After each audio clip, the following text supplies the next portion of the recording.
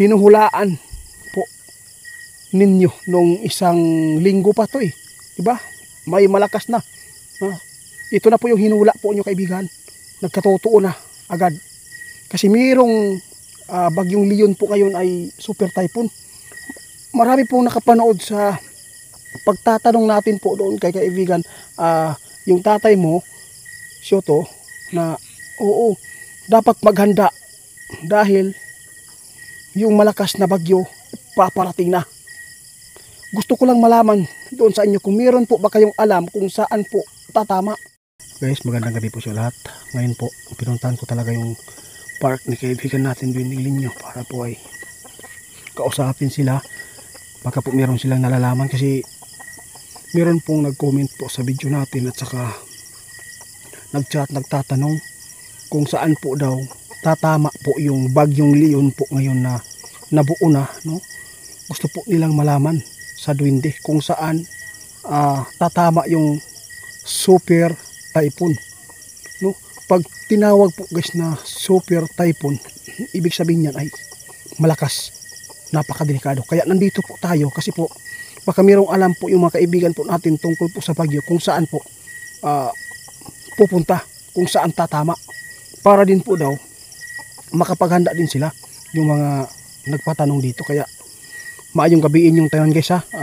Ito lang masabi ko, mag-ingat kayo palagi kasi po sinasabi na po ng kaibigan po nating 20 na yung mga dilubyo na mangyayari dito sa mundo natin, dapat po mag-ingat kayo ngayon. Kapag malapit po talaga yung pagsapit po ng New Year, December, yun po ang mangyari guys. Ang daming kalamidad na madadaanan po ng isang tao. Kasi doon po makita ng Panginoon kung gaano po tayo katatag sa pananampalataya. Kung sino man yung mga tao na tatamaan po ng kalamidad, sana hindi kayo magbago, no? Maging matatag kayo, kapit po tayo sa Panginoon. Kaya subukan na po natin tawagin po sila dito guys. Magandang gabi po. Okay. Si Shoto ang nandito. Asa si tatay? Tay? May narinig ako sa tatay kanina Kumusta ka?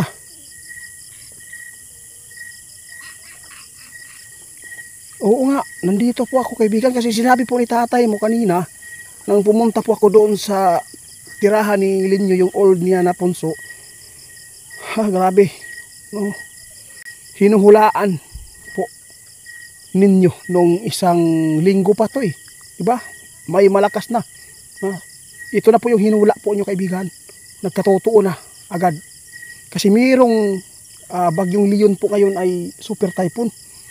Marami pong nakapanood sa pagtatanong natin po doon kay kaibigan, yung tatay mo, Shoto, na oo, dapat maghanda dahil yung malakas na bagyo paparating na.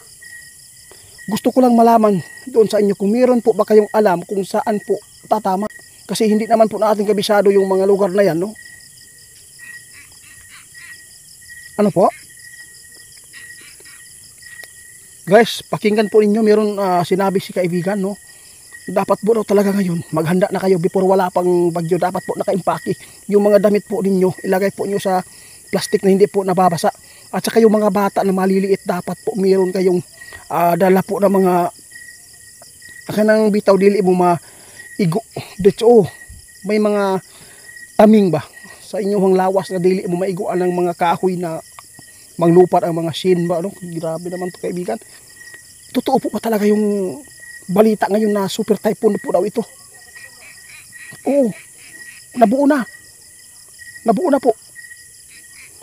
Oo, gusto kong malaman para may paabot po sa mga followers natin at saka marami nagtatanong kasi delikado po pa talaga yung malapit sa dagat ngayon.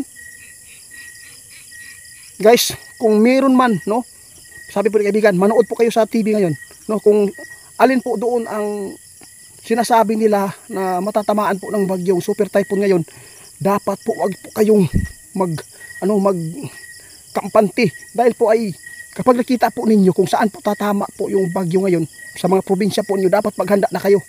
Yun po talagang sinabi po ni kaibigan, no? Hindi na po niya sasabihin kung saan tatama. Basta kung asa man tong giingon sa GMA karong guys, yun po ang gagawin po ninyo. Ano na kayo, maghanda na kayo. Yun po talaga ang tatamaan. Sus, Ginoo ko. Kaibigan, hindi po sila kagawa pa ng balsa. Grabe guys, dapat po daw talaga na maggawa tayo ng balsa guys, dahil po ay napakalaking tulong po yan kung sakali man na lubugin po yung lugar po niyo, kung gaano man kalaki po yung tubig. Kasi po yung balsa, bamboo na gagawin po nyo ay palutang-lutang lang po yan. Ibigan, nag-alala po ako. Ano? Ha? Sabi po ni guys, walang makakapigil po. Walang makakapigil sa kalamidad. Kaya swerte daw yung tao na laging nagpapasalamat, nagdarasal, kasi po wag po kayong matakot sa kalamidad, dahil po ay dyan po makikita kung sino yung tao na kumakapit po sa Panginoon ngayon. No, lahat po tayo sinusubukan. Pero kaibigan, no, napakaswerte. Yun talaga yung Mindanao. Napakaswerte, di ba? Oo nga, kasi yung Mindanao ay mayroong mga kalamidad, hindi po totally na laging yung mga casualty po ng mga tao ba na maraming buhay na nawawala. Kung mayroon man dati noong Pablo lang nangyari, pero hindi na po sumunod na yung mga pangyayari na nausab na po karon, wala naman po. Nagbago po talaga yung panahon natin ngayon, no? Kasi yung Pablo, kaibigan, parang nilihis lang po talaga yung bagyo. Hindi po talaga yan tatama sana dito, kaya lang lumiko. Kaya mayroong Pablo na pinakamalakas na nangyari. Yun po talaga ang papasalamatan po ng mga taga Mindanao.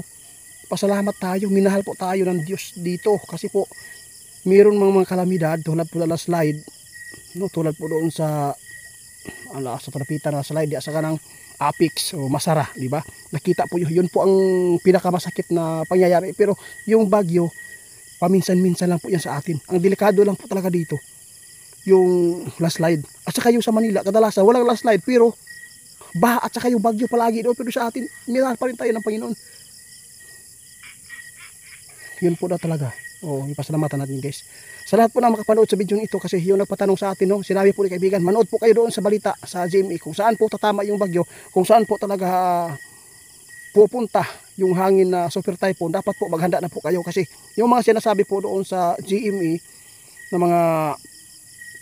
mga newscaster po, no, sa panahon, weather, doon po kayo manood, kasi po yun po talaga ang tatamaan, no. Pero hindi pa rin kami magkampante dito sa Mindanao guys, kasi po may panahon, no, nalilihis po. Kaya sinabi po ni kaibigan sa atin, walang tao dapat magkampante ngayon, no. Okay lang kung yung mga tao, no, tatamaan yung mga tao lang sana na mga masama, mga kriminal. Yun po sana ang dapat po na tatamaan po ng mga tulisan na kidnapper. Kada unta ang dapat tamaan og bagyo, unta piliun ba ang tao nga dili kaayo bugat ang sala, no. Salamat kaayo kaibigan sa imong gipaabot, no. Manood lang po kayo guys doon sa GMA para po ay meron kayong idea kung saan po kayo pupunta.